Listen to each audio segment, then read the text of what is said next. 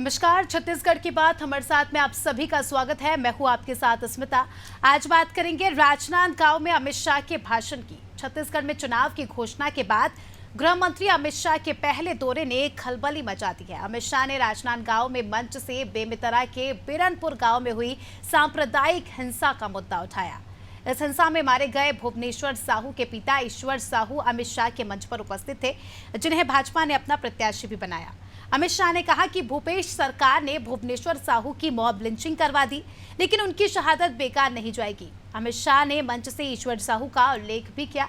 बेमेतरा की घटना को आधार बनाकर भाजपा हिंदू वोटों के ध्रुवीकरण की तैयारी कर रही है। इसका प्रभाव आसपास के जिलों और छत्तीसगढ़ के अन्य इलाकों में भी पड़ सकता है।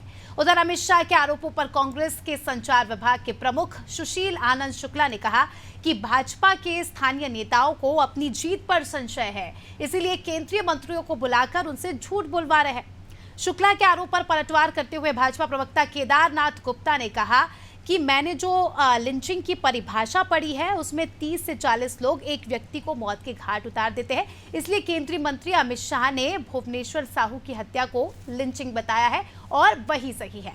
इन आरोप प्रत्यारोपों के बीच अब ये सवाल उठता है कि क्या छत्तीसगढ़ में भाजपा हिंदुत्व कार्ड खेलने की तैयारी में है और कांग्रेस के पास भाजपा की इस रणनीति का क्या जवाब है, ये जानने की कोशिश करेंगे, लेकिन कुछ प्रतिक्रियाएं सुन लेते हैं। भारतीय जनता पार्टी छत्तीसगढ़ में उधार के नेताओं के भरोसे चल रही है। छत्तीसगढ़ के किसी भी नेता का कोई भी प्रत्याशी भरोसा नहीं कर पा रहा है। यहाँ तक कि रमन सिंह को भी अपनी जीत पे संशय है। वो अमित शाह को बुला के ले आए थे और उनसे यहाँ पे गलत बयानी करवाए। तो हर प्रत्याशी चाहता है कि बाहर के नेता आ जाएं ताकि उसकी जमानत जब्त होने से बच जाए। भारतीय जनता पार्टी के छत्तीसगढ़ के कोई भी ऐसा नेता नहीं है, ऐसा किसी का ग्लेमर नहीं है कि प्रत्याशी उन्हें अपने नामांकन में बुलाएं। प्रदेश अध्यक्ष नेता प्रतिपक्ष को कोई पूछ नहीं रहा है। रमन सिंह राजनांदगांव में उलझे हुए हैं। तो भारतीय जनता पार्टी में नेताओं का अकाल पड़ा हुआ है। बिरनपुर की घटना को लेकर केंद्रीय गृह मंत्री माननीय अमित शाह जी ने कल आम सभा में कहा है कि यह लिंचिंग है, और निश्चित रूप से मैंने जो लिंचिंग की परिभाषा पढ़ी है वो यही है कि किसी एक व्यक्ति को 30 से 40 लोग समूह के रूप में घेर कर और मारते और पीटते हैं और उसकी हत्या कर देते हैं, तो इसी को लिंचिंग कहते हैं। ये कौन सी हेट स्पीच हो गई? सरयू टेकाम फरसे से हाथ पांव काट देंगे, मार डालेंगे, हेट स्पीच में नहीं आता। परंतु आज ये चुनाव आयोग में शिकायत करने जाते हैं कि लिंचिंग शब्द है, इससे दंगा भड़केगा और कहीं ना कहीं हेट स्पीच में आना चाहिए। मैं मांग करता हूं उनसे, और बहुत स्पष्ट मांग करता हूं कि जब भुवनेश्वर साहू के पिता ईश्वर साहू ने भुवनेश्वर साहू की लिंचिंग से हत्या के मामले में 40 से ज्यादा लोगों पर आरोपी के नाम जद कर लिखित शिकायत की थी, तो आज तक पुलिस ने वहां 10 से 12 लोगों को गिरफ्तार किया है। ऐसा समाचार पत्रों के माध्यम से स्पष्ट है। क्या यह तुष्टीकरण की राजनीति नहीं है? क्या वो 30 लोग आज भी खुली हवा में नहीं घूम रहे हैं? क्या ये आगे होने वाले किसी अपराध को न्योता नहीं देता है? चलिए, इसी के साथ इस पूरे विषय पर चर्चा करने के लिए हमारे साथ कुछ खास मेहमान जुड़ चुके हैं। आपका परिचय उनसे करा देती हूँ। हमारे साथ बीजेपी प्रवक्ता वासु शर्मा जी जुड़ चुके हैं, साथ ही कांग्रेस से हमारे साथ जावेद खान जी जुड़ चुके हैं और वरिष्ठ पत्रकार अवधेश मलिक जी हमारे साथ इस चर्चा में जुड़ चुके हैं। आप सभी मेहमानों का बहुत बहुत स्वागत है अनादि टीवी में। सबसे पहला सवाल वासु जी आपसे करना चाहूँगी। गृह मंत्री अमित शाह के दौरे के बाद, उनके दिए गए भाषण के बाद जो है छत्तीसगढ़ की राजनीतिक गलियारों में हलचल मच गई है, जहां एक और कांग्रेस का कहना है कि हेट स्पीच अमित शाह ने दी है क्योंकि पूरे प्रदेश में जो है आचार संहिता लग गई है, उसका उल्लंघन किया है और आपकी पार्टी के पास मुद्दे नहीं है, इसीलिए आप सांप्रदायिक मुद्दों को ले रहे हैं जिसके जरिए आपके नेता जो है बयानबाजी कर सके और छत्तीसगढ़ की जनता में अपनी एक अलग इमेज बना सके। जी, सबसे पहले तो अनादि टीवी के सभी दर्शकों को नमस्कार है। और आपने बात की अमित शाह की, तो अमित शाह जी का पूरा भाषण आपने सभी ने देखा होगा। अमित शाह का भाषण करीब 30 से 40 मिनट का भाषण था। उसमें केवल जो मुद्दे थे ये बिरनपुर वाले, वो केवल 4-5, उसके अलावा भी अनेकों मुद्दे अमित शाह जी ने उठाए हैं। ये कांग्रेस वाले ही जबरदस्ती मुद्दे को तूल दे रहे हैं। हम तो ये बोलना चाहते हैं कि अनेकों मुद्दे अमित शाह जी ने उठाए हैं, जैसे छत्तीसगढ़ कांग्रेस सरकार अनेकों तरह के भ्रष्टाचार किए हैं।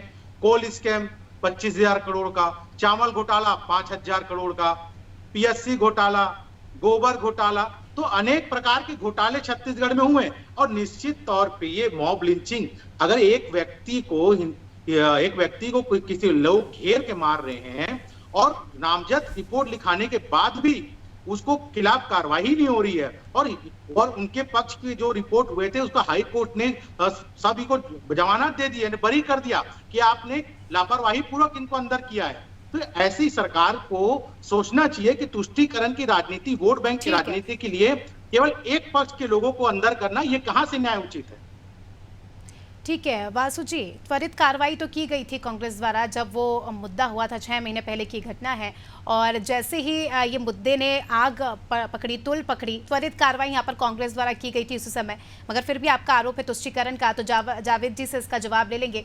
जावेद जी, क्या कहेंगे, तुष्टीकरण के आरोप लग रहा है आपकी पार्टी पर, और जैसा कि वासु जी ने भी कहा, उनका कहना है कि अमित शाह ने अपने भाषण के दौरान और भी मुद्दे उठाए, मगर कांग्रेस क्यों इस मुद्दे को लेकर बैठी है? नमस्कार स्मिता जी, आपको, आपके सभी दर्शकों को। देखिए, भारतीय जनता पार्टी आज छत्तीसगढ़ चुनाव में उतरी है तो केवल झूठ के को लेकर के उतरी है, धार्मिक बातों को लेकर के उतरी है। साथी प्रवक्ता ने कहा कि 1 मिनट, मेरी आवाज डबल मुझे आ रही है। ठीक है, तकनीकी खामी के चलते ये हो रहा होगा। चलिए, मैं अवधेश जी से इस पूरे मुद्दे को समझने की कोशिश करूंगी। अवधेश जी, आपने भी सुना होगा अमित शाह का बयान, आपको क्या लगता है, एक तरफ प्रदेश में आचार आदर्श संहिता लगी है, दूसरी तरफ इस तरह के बयान देना आपको क्या लगता है कितने सही है? क्या इस तरह की बयानबाजी सामूहिक मन से होनी चाहिए, वो भी चुनाव के समय?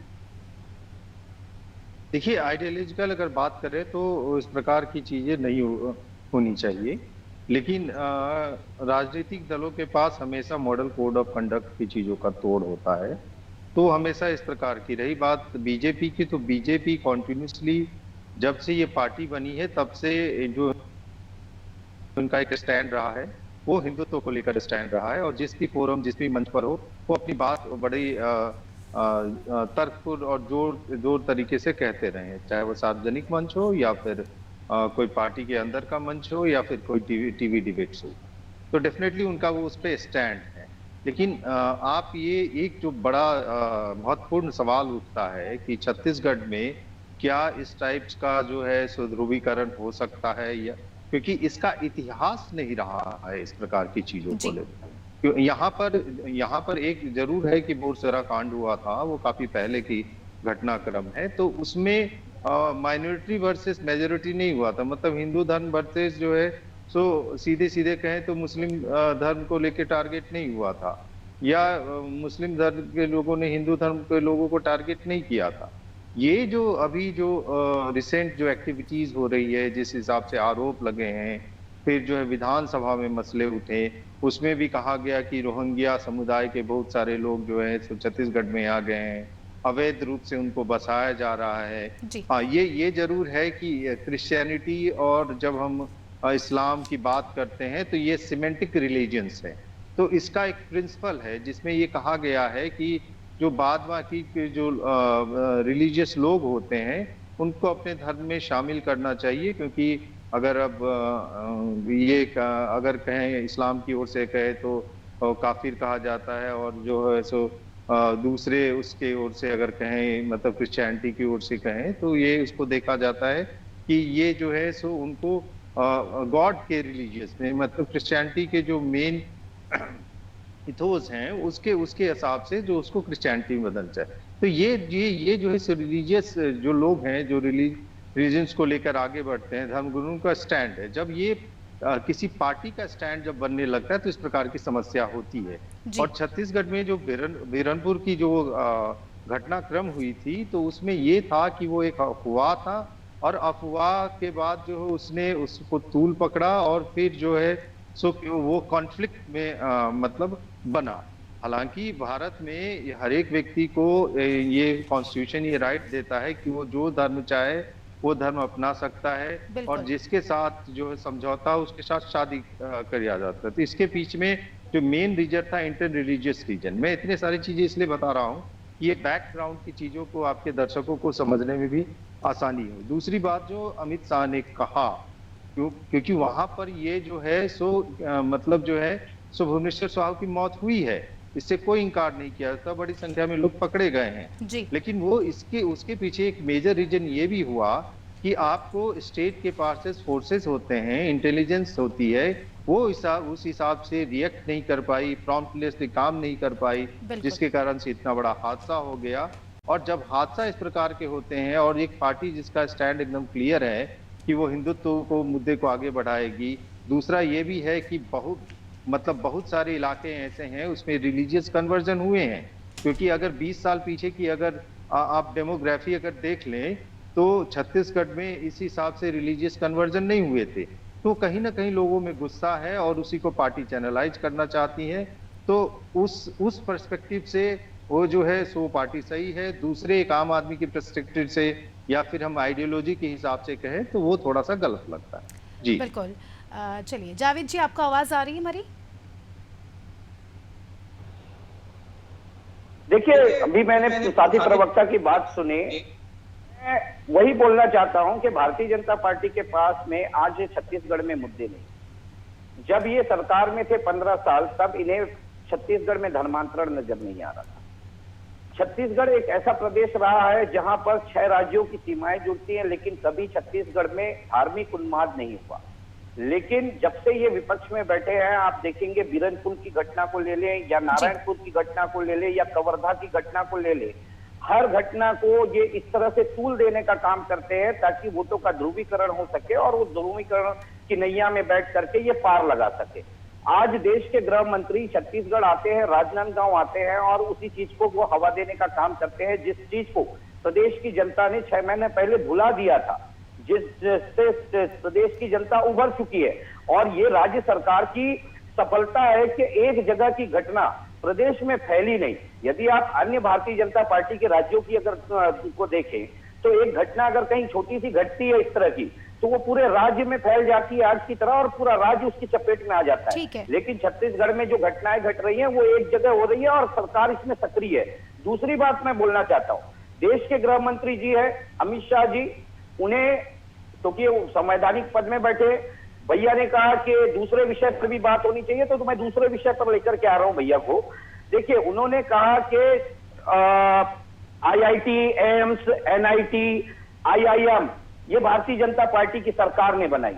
अरे भैया, जब उनका जन्म नहीं हुआ था, 1964 में अमित शाह जी का जन्म हुआ, उससे पहले 1951 में आईआईटी बन चुका था, 1956 में एम्स बन चुका था दिल्ली में, 1959 में एनआईटी बन चुका था, 1961 में आईआईएम बन चुका था।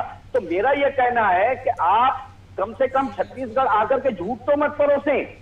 आप प्रधानमंत्री आते हैं, G20 की बैठक हो गई बोलते हैं, किसी को पता ही नहीं चलता है G20 की बैठक कब हो गई। छत्तीसगढ़ के व्यंजनों की तारीफ करके चले जाते हैं, झूठ परोस के चले जाते हैं। दूसरी बात, ठीक है जावेद जी, इस मुद्दे को अभी हम यही सीमित करेंगे क्योंकि हमारा मुद्दा बीरनपुर हिंसा को लेकर ही है। वासु जी, आपने सुना जावेद जी ने क्या कहा, क्या कहेंगे आप? जी जी, अरे जावेद जी को ये पता नहीं है, डॉक्टर रमन सिंह जी ने ये बात कही। डॉक्टर रमन सिंह जी ने ये कहा कि छत्तीसगढ़ की भाजपा की सरकार ने इसको लाया है। वो सब आप जो कह रहे हैं हमको पता है कि आईएम पहले था। रायपुर राजधानी में लाने का काम किसने किया? भारतीय जनता पार्टी ने किया। उन्होंने ये कहा है, उन्होंने ये नहीं कहा देश में। मैं वीडियो दिखा सकता हूँ, मैं आपको अभी वीडियो दिखा सकता हूँ कि अमित शाह जी ने ऑन रिकॉर्ड पब्लिक मीटिंग में यह बात कही कि देश में पहला एम्स हमने बनाया, पहला आईआईटी हमने बनाया, पहला आईआईएम हमने बनाया। अरे भैया, संवैधानिक पद में बैठे हो। ठीक है जावेद जी, हम मुद्दे से नहीं हटेंगे। आईआईटी आईएम किसने बनाया है सभी को पता है। वासु जी, आपसे एक सवाल करना चाहूंगी।